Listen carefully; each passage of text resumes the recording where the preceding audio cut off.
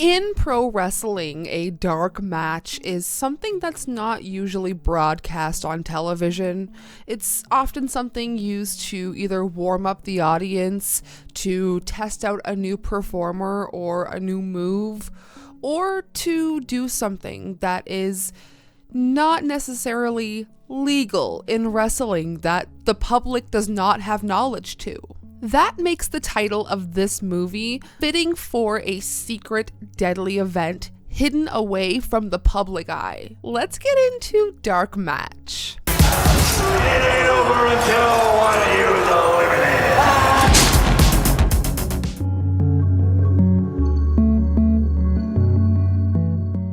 Welcome back, ghouls and gals. I always say that wrestling, metal, and horror go hand in hand in hand. I've said it before, and I will say it again. Wrestling and horror do have a specific, they fit like a puzzle piece. You even see it now with especially Rhea Ripley bringing the Art the Clown aesthetic to the ring. We had Liv Morgan making an appearance on Chucky, but we're wrapping up Cult Horror Movie Week with a recent horror movie that I've really grown to love. And I do think that Dark Match from 2024 will go down as one of the most underrated horror films in the past 10 years. So let's get into Dark Match from 2024, directed by Lowell Dean. A small-time wrestling company accepts a well-paying gig in a backwoods town only to learn too late that the community is run by a mysterious cult leader with devious plans for their match.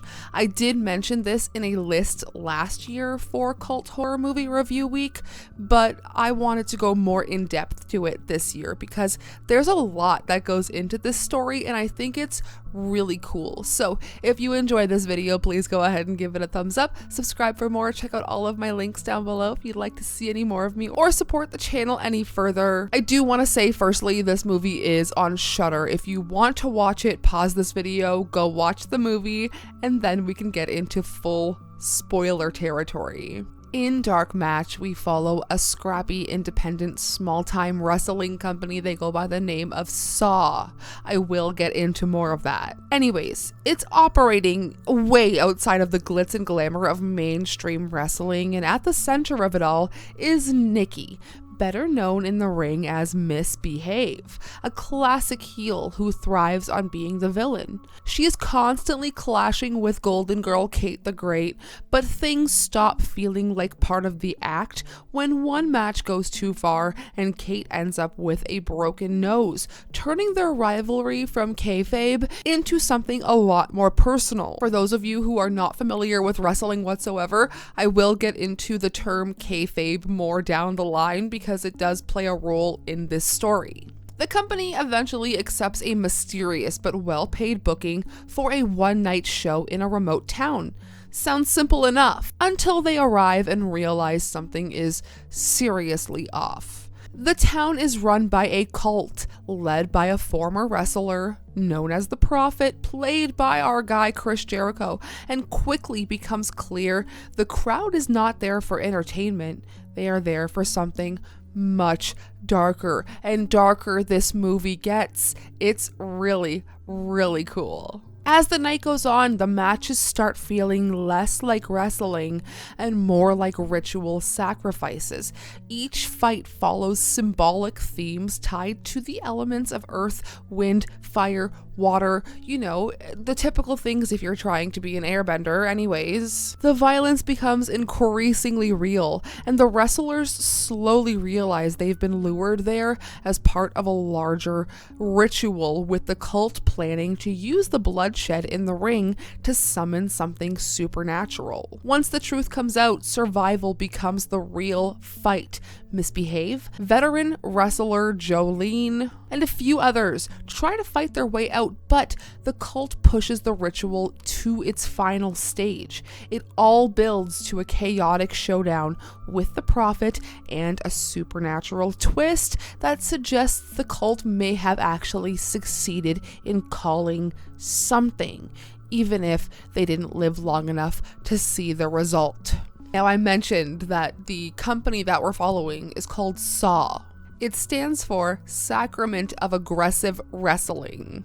Very cool. It's giving ECW. Now, this is a fictional wrestling company that operates kind of outside the fringes of your normal WWE, AEW. It leans heavily into exaggerated characters, a little more camp, but more gritty underground shows, which I think it really gives me early days of ECW. Now, the name itself, Sacrament of Aggressive Wrestling, it really digs into the themes of this movie dealing with a cult. Sacrament almost gives it a religious tone, which kind of ends up foreshadowing the events later on in the movie. So while Saw feels like a rough and tumble kind of indie promotion trying to get their footing, trying to just get a gig going, the name quietly hints that the violence in the ring is actually something more and leads into the ritual that we see later on in the movie. It lines up perfectly with the cult's belief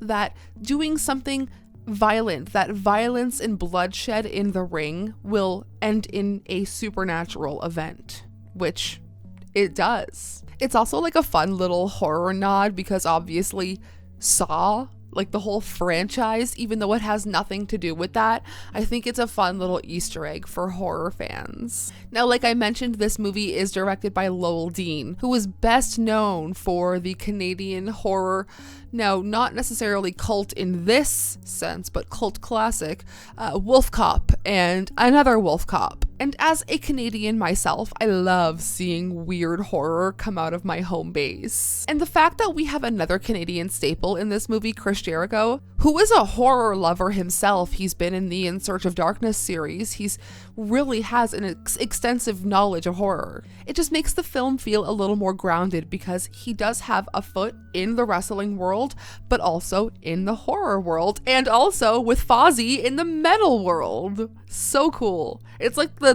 perfect trifecta. Anyways, this movie is intentionally set in the late 1980s, my favorite era, even though I was not born in the 80s.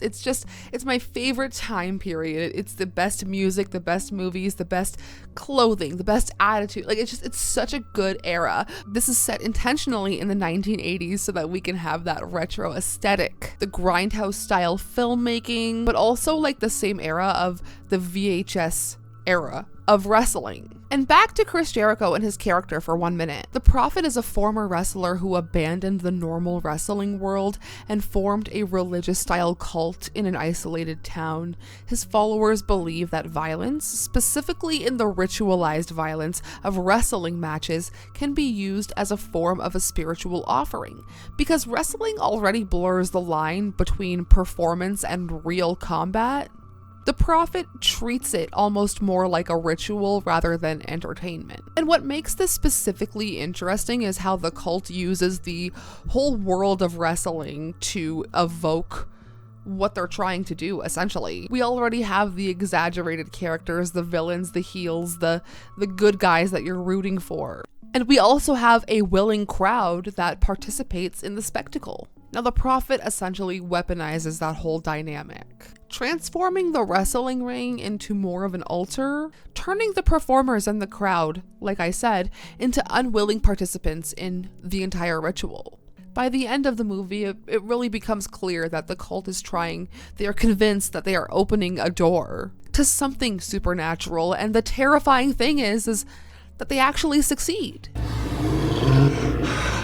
Who dares face me?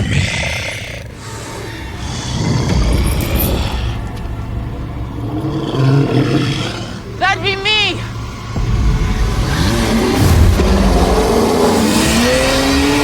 And the twist at the end suggests that everything worked in their favor. We have this demonic, creature, this giant beast, almost like a kaiju in a sense. One theory suggests that big creature is a culmination of all the violence that has ever happened in the ring. The cult believed they were summoning something ancient, but as we've all learned, people in cults are not the smartest people. But the amount of bloodshed and ritualized violence in the ring suggests that they actually summoned something different. that they created and awoke an entity, that they were doing something different. They just had a different outcome to what they thought they were essentially doing, that it wasn't a supernatural thing. It was something they were creating. It was the intention. It was the constant putting all of their emotion and violence into this entity, and it manifested. But anyways, let's get back to that term I threw out earlier, kayfabe. If you're not familiar with that, kind of let me break it down. When I was younger, let me just sidebar for a second. When I was in the 7th grade, in 8th grade, I became really obsessed with wrestling and WWE. It was just kind of getting out of the Attitude Era. It was a really awesome time. Like, I feel like I caught the tail end of the Attitude Era, and then I took a break from wrestling, and then I really got really into it. And I would pay, like my mom would pay for WWE magazine every month. I got really into Raw and SmackDown and ECW, and I even watched TNA for a while. Like, I just loved the world of wrestling, and I was convinced that I was going to do something in that world for so many years.